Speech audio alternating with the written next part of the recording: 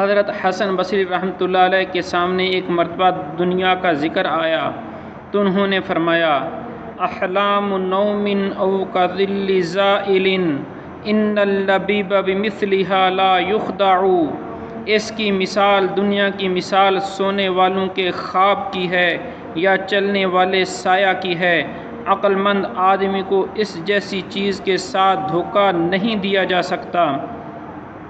حضرت امام حسن رضی اللہ عنہ اکثر یہ شعر پڑھا کرتے تھے،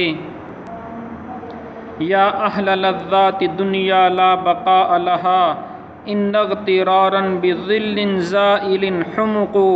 اے دنیا کی لذت والو، اس کو دوام بالکل نہیں ہے، ایسے سایہ کے ساتھ دھوکہ کھانا جو چل رہا ہو انتہا درجے کی حماقت ہے۔ فرماتے ہیں ایک مرتبہ حضرت عیسیٰ علی نبینا وعلیہ الصلاۃ والسلام کو دنیا کی حقیقت کا کشف ہوا، دیکھا کہ وہ ایک نہایت بوڑھی عورت ہے جس کے بڑھاپے کی وجہ سے دانت بھی ٹوٹ گئے اور نہایت زرق برق کا فاخرہ لباس پہن رہی ہے، ہر قسم کی زینت کا سامان اس پر ہے، بالکل دلہن بن رہی ہے۔ حضرت عیسیٰ علیہ السلام نے اس سے پوچھا کہ تو اب تک کتنے نکاح کر چکی ہے، کیا پھر نکاح کے شوق میں دلہن بن رہی ہے؟ اس نے جواب دیا کہ ان کی کوئی شمار نہیں۔ حضرت عیسیٰ علیہ السلام نے دریافت فرمایا کہ وہ سب مر گئے یا انہوں نے تجھ کو طلاق دے دی؟ اس نے جواب دیا کہ میں نے سب کو قتل کر دیا۔ حضرت عیسیٰ علیہ السلام فرماتے ہیں تیرے باقی خاوندوں کا ناس ہو، وہ تیرے گزشتہ خاوندوں سے عبرت حاصل نہیں کرتے کہ تو نے کس طرح ایک ایک کر کے سب کو ہلاک کر دیا۔ حضرت ابن عباس رضی اللہ عنہما فرماتے ہیں کہ قیامت میں دنیا ایسی حالت میں لائی جائے گی کہ بہت بڑی عورت، بدصورت، کیری آنکھیں، دانت آگے کو نکلے ہوئے لوگوں کے سامنے لا کر کھڑی کی جائے گی اور ان سے پوچھا جائے گا کہ اس کو پہچانتے ہو؟ وہ کہیں گے خدا کی پناہ یہ کیا بلا ہے؟ ان سے کہا جائے گا یہ وہی دنیا ہے جس کی بدولت ایک نے دوسرے کو قتل کیا، آپس میں قطع رحمی کی، اسی کی وجہ سے تم آپس میں ایک دوسرے سے حسد رکھتے تھے، بغض رکھتے تھے اور اس کے دھوکہ میں پڑے رہے۔ اس کے بعد اس بڑھیا کو جہنم میں پھینک دیا جائے گا، وہ چلائے گی کہ میرے ساتھ ان کو بھی تو لاؤ، میرے پیچھے لگنے والوں کو بھی تو میرے ساتھ کرو۔ حق تعالی شانہ کا ارشاد ہوگا کہ اس کے پیچھے چلنے والوں کو بھی اس کے ساتھ جہنم میں داخل کر دو۔ حضرت حسن بصری رحمۃ اللہ علیہ نے حضرت امیر المؤمنین عمر بن عبدالعزیز رحمۃ اللہ علیہ کو ایک خط لکھا جس میں حمد و صلوات کے بعد تحریر فرمایا کہ دنیا کوچ کا گھر ہے، یہ رہنے کا گھر نہیں ہے۔ حضرت آدم علی نبینا وعلیہ الصلاۃ والسلام کو اس میں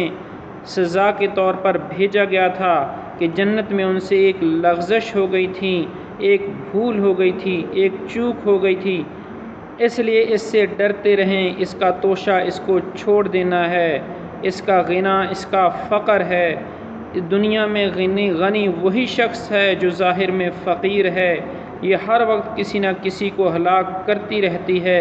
جو دنیا کو عزیز سمجھے دنیا اس کو ذلیل کرتی ہے، جو اس کو جمع کرنے کا ارادہ کرے اس کو یہ دوسروں کا محتاج بناتی ہے۔ دنیا ایک زہر ہے جس کو انجان لوگ کھاتے ہیں پھر وہ مر جاتے ہیں، اس میں ایسی طرح زندگی گزار دیں جیسا کہ زخمی بیمار ہر چیز سے احتیاط کرتا ہے تاکہ صحت یاب ہو جائے،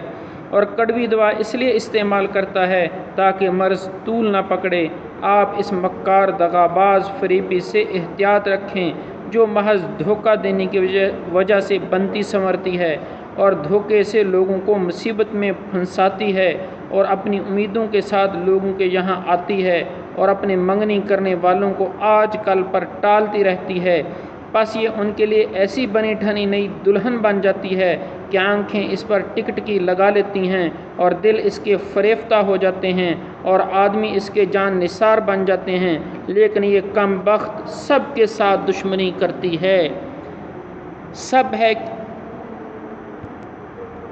حیرت ہے کہ نہ تو رہنے والے جانے والوں سے عبرت پکڑتے ہیں، نہ بعد کے آنے والے پہلوں کا حال سن کر اس سے احتراز کرتے ہیں، اور نہ اللہ تعالیٰ کے ارشادات کو جاننے والے اس کے ارشادات سے نصیحت پکڑتے ہیں۔ اس کے عاشق اپنی حاجت پوری ہوتی دیکھ کر دھوکے میں پڑ جاتے ہیں اور سرکشی میں مبتلا ہو کر آخرت کو بھول جاتے ہیں۔ اللہ تعالیٰ ہماری دنیا میں مشغولی اور دنیا سے اس قدر محبت سے اللہ تعالیٰ ہماری پناہ فرمائے جس سے ہم اعمال سے غافل ہو جائیں۔ اللہ تعالیٰ دنیا میں صحیح چلنے کی، اپنی اطاعت کرنے کی توفیق عطا فرمائے، آمین۔